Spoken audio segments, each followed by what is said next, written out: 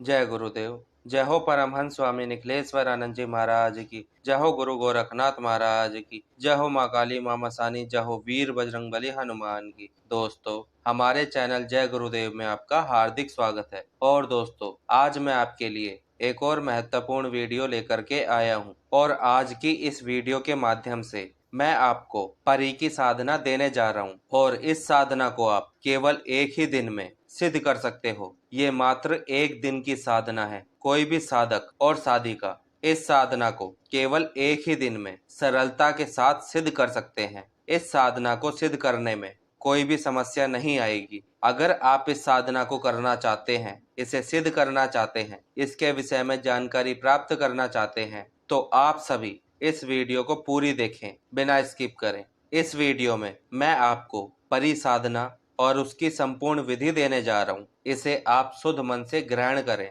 तो दोस्तों, अक्सर हमारे पास जो भी नए साधक या साधिकाएं आते हैं, तो वो यही कहते हैं कि गुरुजी, हमें अप्सरा की, यक्षिणी की या परी की साधना करनी है। तो इन सब की ही ज्यादातर लोग साधनाएं करना चाहते हैं और इन्हें सिद्ध करना चाहते हैं। अब मेरा सवाल यही है कि अगर किसी व्यक्ति ने पहले किसी की साधना नहीं की, ना ही उसे साधनाओं का ज्ञान है और ना ही उसने कोई गुरु धारण किए हैं, तो ऐसे व्यक्ति कैसे कोई साधना कर सकते हैं। अगर कोई भी व्यक्ति, चाहे अप्सरा की साधना हुई या फिर चाहे किसी परी की साधना हुई, अगर कोई भी व्यक्ति इनकी साधना करना चाहते हो, इन्हें सिद्ध करना चाहते हो, तो उन व्यक्तियों को सबसे पहले गुरु धारण करना चाहिए और गुरु मंत्र का ज्यादा से ज्यादा जाप करना चाहिए। उसके बाद ही आपको कोई दूसरी साधना करनी चाहिए। गुरु धारण करने के बाद आप अप्सरा की साधना करो या यक्षिणी की साधना करो या परी की साधना करो। गुरु धारण करने के बाद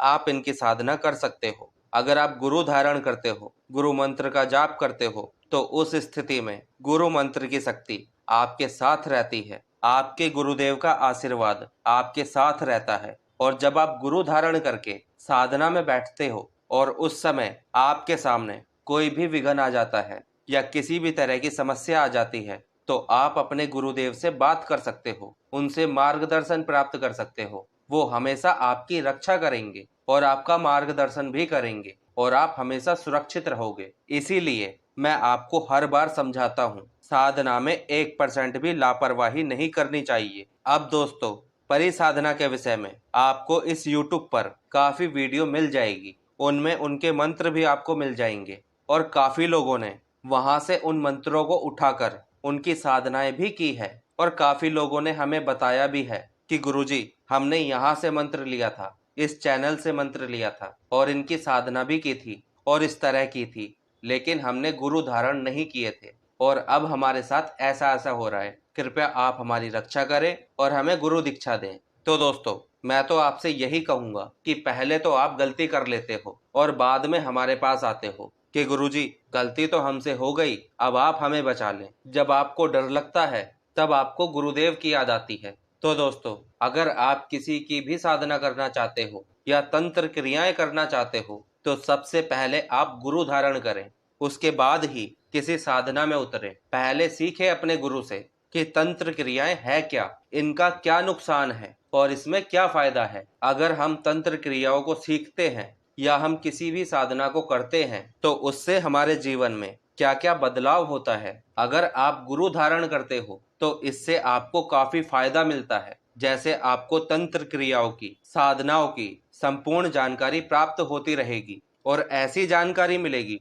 जो गुप्त रहती है। यानी कि वो जानकारी जल्दी से कोई भी व्यक्ति जो गुरु होगा, वो उन जानकारियों को YouTube पर नहीं देगा। हम भी काफी ऐसी जानकारी हैं जो YouTube पर नहीं डाल सकते, वो सिर्फ गुरु और शिष्य के बीच में ही रहती है। और दोस्तों, दूसरा फायदा आपको ये मिलेगा गुरु धारण करके कि जैसे आप कोई साधना कर रहे हो, अपने गुरु के मार्गदर्शन में, और साधना के समय कोई शक्ति आ गई प्रत्यक्ष में, चाहे वही शक्ति आ गई आपके सामने जिसकी आप साधना कर रहे हो, और वो शक्ति आपकी बात नहीं मान रही उस समय, या आपको वचन नहीं दे रही है, या फिर वचनों के समय कुछ दिक्कत आ रही है, तो उस समय केवल गुरु ही आपकी रक्षा कर सकते हैं। गुरु के वचनों का मान हर शक्ति रखती है, ये याद रखना। अगर आपने गुरु धारण कर रखे हैं, तो कोई भी शक्ति आपका नुकसान नहीं कर सकेगी। इसीलिए गुरु धारण करें, उनका आशीर्वाद लें और अपने गुरु के मार्गदर्शन में रहकर ही आप अपनी साधना को करें।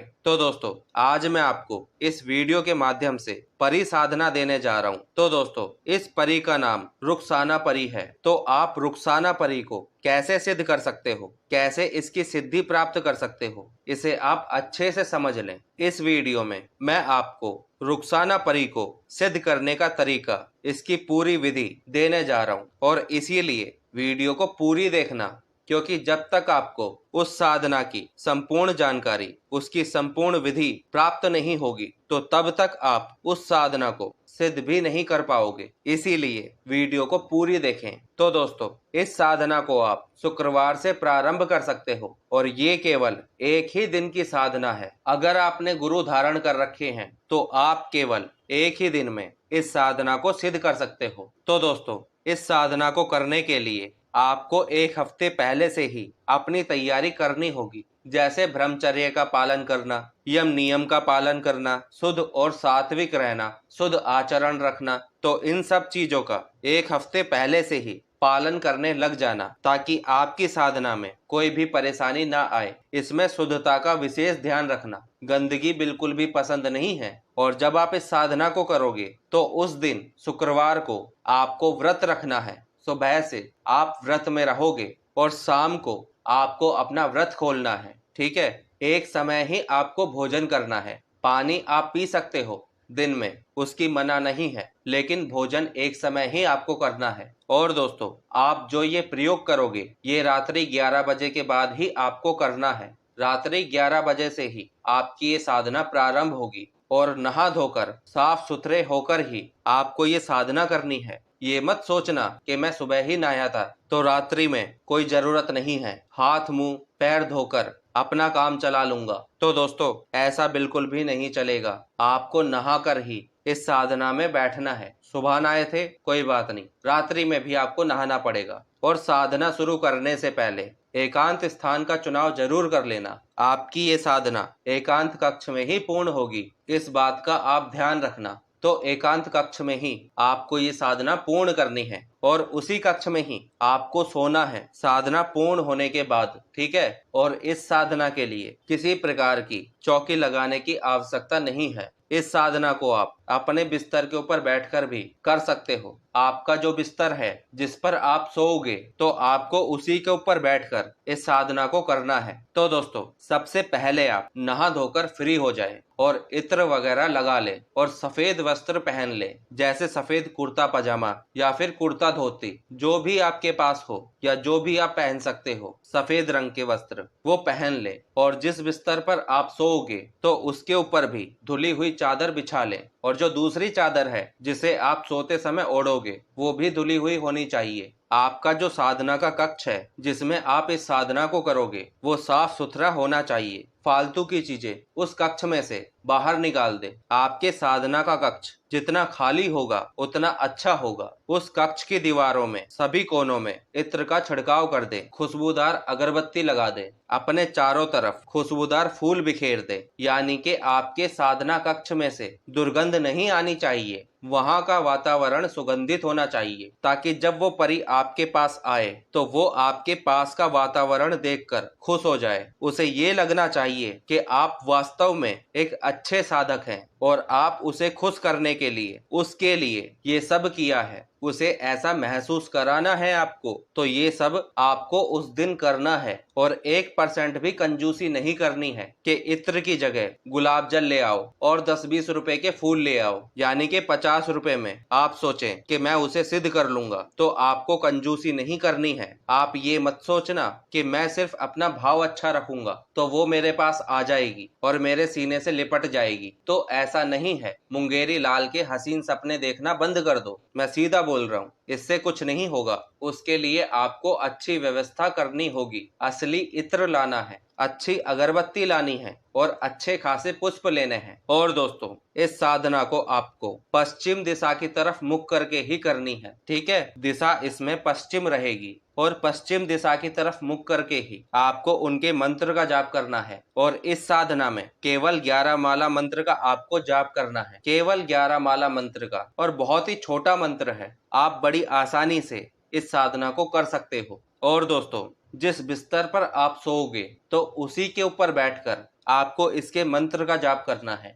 पश्चिम दिशा की तरफ मुख करके ही आपको मंत्र जाप करने हैं। और जब आपके 11 माला मंत्र पूर्ण हो जाएं, तो उसके बाद आप उठ सकते हो, पानी पी सकते हो, थोड़ा सा घूम भी सकते हो। अपने साधना कक्ष में ही, आपको अपने साधना कक्ष में से बाहर नहीं जाना है, इस बात का ध्यान रखना। मंत्र जाप के बाद अगर आपके पैर या कमर में दर्द होता है या पानी पीना है, तो ये सब आपके साधना कक्ष के अंदर ही करना है। तो दोस्तों, जब आप फ्री होकर वापस जाओगे अपने बिस्तर के ऊपर सोने के लिए, तो उस समय आपको फिर से 21 मंत्रों का जाप करना है। ठीक है, 11 माला तो पहले की आपने, फिर थोड़ा सा घूमे, पानी वगैरह पिया, उसके बाद जब वापस सोने जाओगे तब आपको 21 बार उसी मंत्र का जाप करना है। ठीक है, और जब आपके 21 मंत्र पूर्ण हो जाएंगे, उसके बाद आपको अपने बिस्तर से नहीं उतरना है और ना ही कुछ बोलना है। और एक लाल रंग का पेन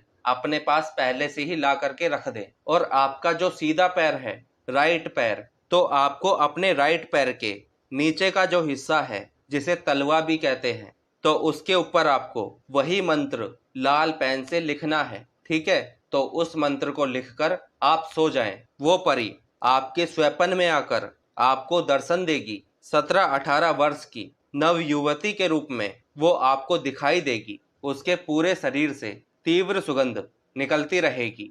आपको कुछ आवाजें भी आ सकती हैं, जैसे चूड़ियों की आवाज और पायलों की आवाज। तो जब वो आपके पास आएगी, तो उसने जो आभूषण धारण कर रखे हैं, उनकी आवाजें आपको आ सकती है। इसलिए आपको 1% भी घबराना नहीं है। वो परी आपके सामने आएगी, आपसे बात भी करेगी और आपको भी उससे बात करनी है, उससे वचन लेने हैं। उसकी सुंदरता देखकर उस पर मोहित मत हो जाना।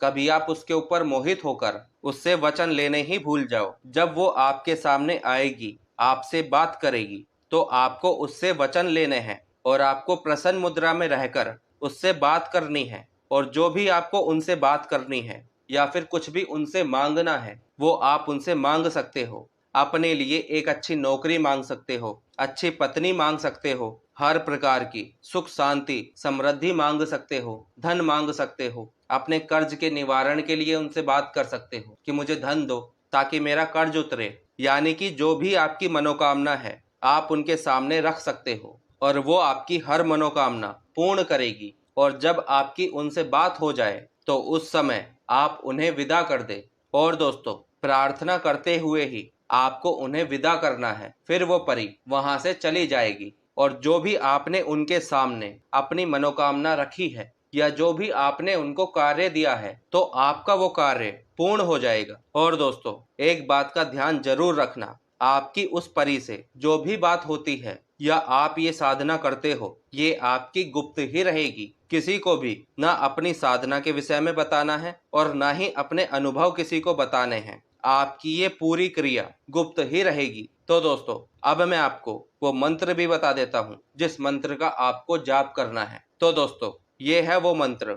आपको पहले इस मंत्र को अच्छे से कंठस्थ करना है, उसके बाद ही आपको इस मंत्र का जाप करना है। और बहुत ही छोटा सा मंत्र है, आप बड़े आराम से इस मंत्र का जाप कर सकते हो और कोई परेशानी भी नहीं आएगी। ठीक है, इसी मंत्र का आपको जाप करना है और सोते समय भी इस मंत्र को अपने राइट पैर के तलवे पर लिखकर सोना है। लाल पेन से मन, कर्म और वचन से अपने ब्रह्मचर्य का पालन करना है, यम नियम का पालन करना है। अगर आप पूर्ण विश्वास के साथ इस साधना को करते हो, तो इसका 100% रिजल्ट आपको मिलेगा। और साधना शुरू करने के 1 हफ्ते पहले से ही ब्रह्मचर्य का और यम नियम का पालन करना चालू कर दें, ताकि आपकी साधना में किसी प्रकार की दिक्कत ना आए। सात्विक विचार रखने हैं, सात्विक भोजन करना है और पूर्ण एकाग्रता के साथ ही आपको मंत्र का जाप करना है। अगर आप पूर्ण नियम के साथ अपनी साधना को करते हो, सभी नियमों का